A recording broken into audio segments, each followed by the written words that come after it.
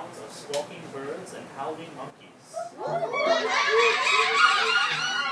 Now all was quiet as the creatures watched the two men and wondered why they had come.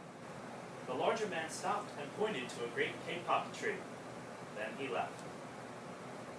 The smaller man took the axe he carried and struck the trunk of the tree. The sounds of the blows rang through the forest. The wood of the tree was very hard. The man wiped off the sweat that ran down his face and neck.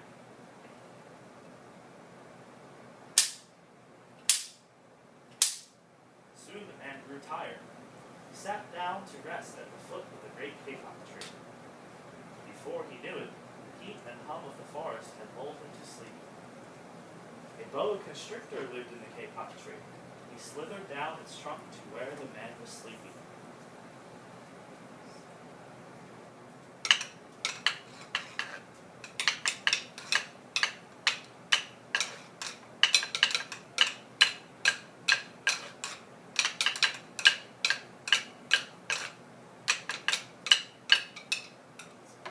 Senor, this tree is a tree of miracles.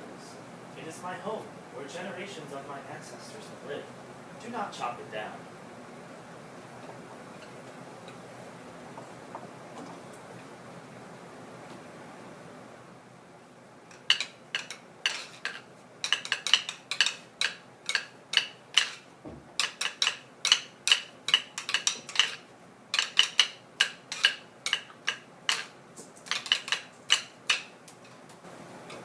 A troop of monkeys scampered down from the canopy of the kapok tree.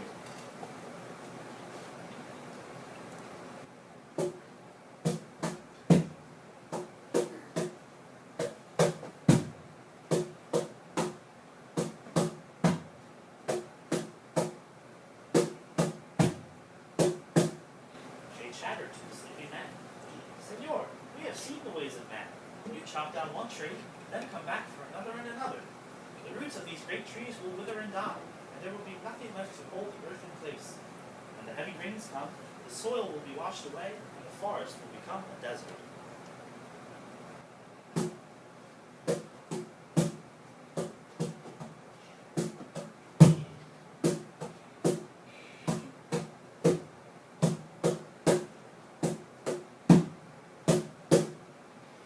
A toucan came down from the canopy.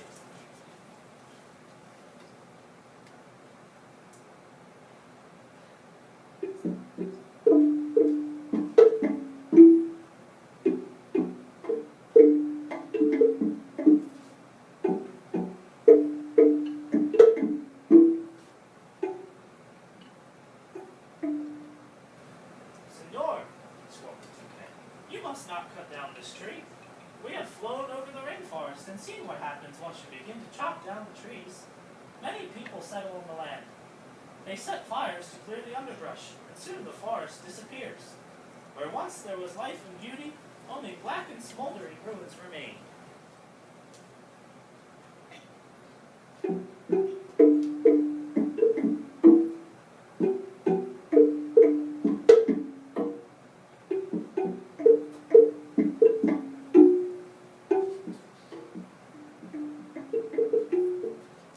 A bright and small tree frog crawled along the edge of a leaf.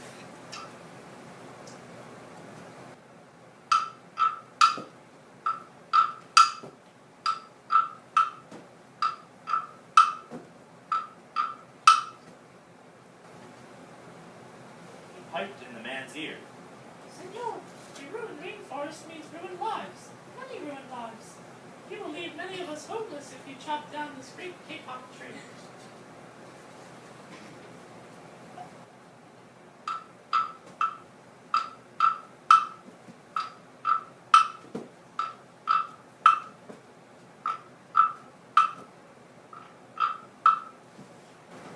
The jaguar had been sleeping along a branch in the middle of the tree.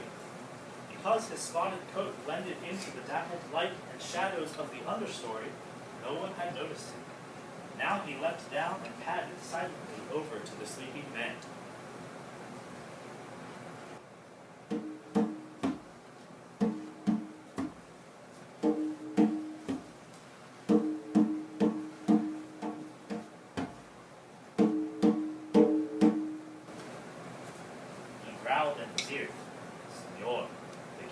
tree is home to many birds and animals. If you cut it down, where will I find my dinner?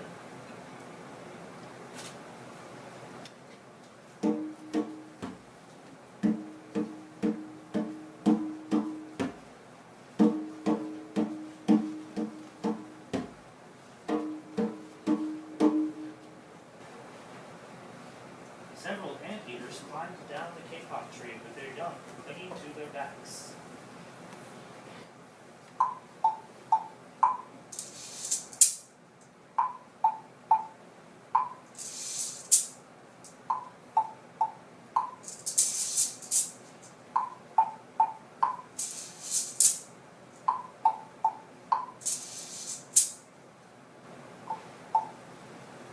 Senor, you are chopping down this tree with no thought for the future. Surely you know that what happens tomorrow depends upon what you do today. The big man tells you to chop down a beautiful tree, but he does not think of his own children, who tomorrow must live in a world without trees.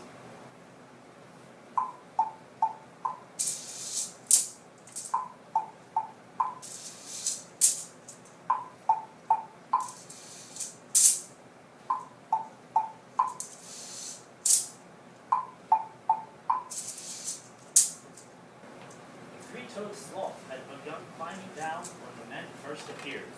Only now did she reach the ground.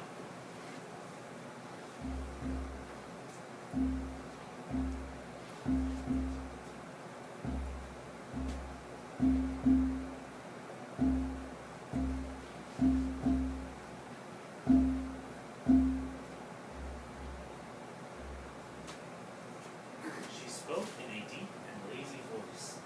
Senor, how much is beauty worth? Can you live without it? If you destroy the beauty of the rainforest, on what would you feast your eyes?